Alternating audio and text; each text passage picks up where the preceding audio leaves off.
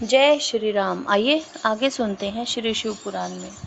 ब्रह्मा जी की मूर्छा, उनके मुख से रुद्रदेव का प्राकट्य, सप्राण हुई ब्रह्मा जी के द्वारा 8 नामों से महेश्वर की स्तुति तथा रुद्र की आज्ञा से ब्रह्मा द्वारा सृष्टि रचना।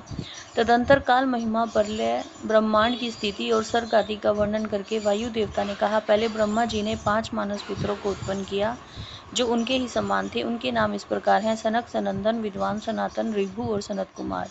वे सब के सब योगी, वितराग और ईर्ष्या दोष से रहित थे। इन सब का मन ईश्वर के चिंतन में लगा रहता था, इसलिए इन्होंने सृष्टि रचना की इच्छा नहीं की। सृष्टि से विरत हो सनक आदि महात्मा जब चले गए तब ब्रह्मा जी ने पुनः सृष्टि की इच्छा से बहुत भारी तपस्या की। इस प्रकार दीर्घ काल तक तपस्या करने पर जब कोई काम न बना तब उनके मन में दुख हुआ। उस दुख से क्रोध प्रकट हुआ और क्रोध से आविष्ट होने पर ब्रह्मा जी के दोनों नेत्रों से आंसू की बूंदें गिरने लगी। उन अश्रु बिंदुओं से भूत प्रेत उत्पन्न हुए। अश्रु से उत्पन्न हुए उन सब भूत प्रेतों को देखकर ब्रह्मा जी ने अपनी निंदा की। उस समय क्रोध और मोह के कारण उन्हें तीव्र मूर्छा आ गई। क्रोध से आविष्ट हुए प्रजापति ने मूर्छित होने पर अपने प्राण त्याग दिए। तब प्राणों के स्वामी भगवान नील लोहित रुद्र अनुपम कृपा प्रसाद प्रकट करने के लिए ब्रह्मा जी के मुख से वहां प्रकट हुए। उन जगदीश्वर प्रभु ने अपने को 11 रूपों में प्रकट किया। महादेव जी ने अपने उन महामना 11 स्वरूपों से कहा, बच्चों, मैंने लोक पर अनुग्रह करने के लिए तुम लोगों की सृष्टि की है, अतः तुम आलस्य रहित हो। संपूर्ण लोक की स्थापना, हित साधन और प्रजा संतान की वृद्धि के लिए प्रयत्न करो। महेश्वर के ऐसा कहने पर वे रोने और चारों ओर दौड़ने लगे।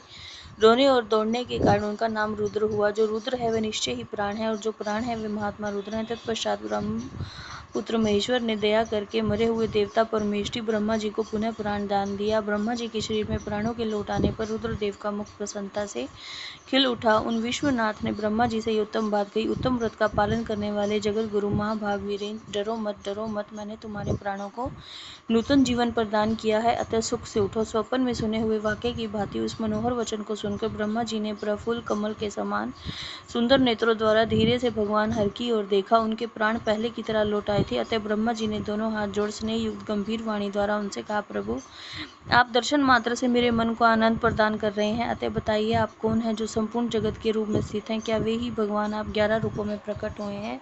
उनकी ये बात सुनकर देवताओं के स्वामी महेश्वर अपने परम सुखदायक कर कमलों द्वारा ब्रह्मा जी का स्पर्श करते हुए बोले, देव, तुम्हें ज्ञात होना चाहिए कि मैं परमात्मा हूँ और इस समय तुम्हारा पुत्र होकर प्रकट हुआ हूँ।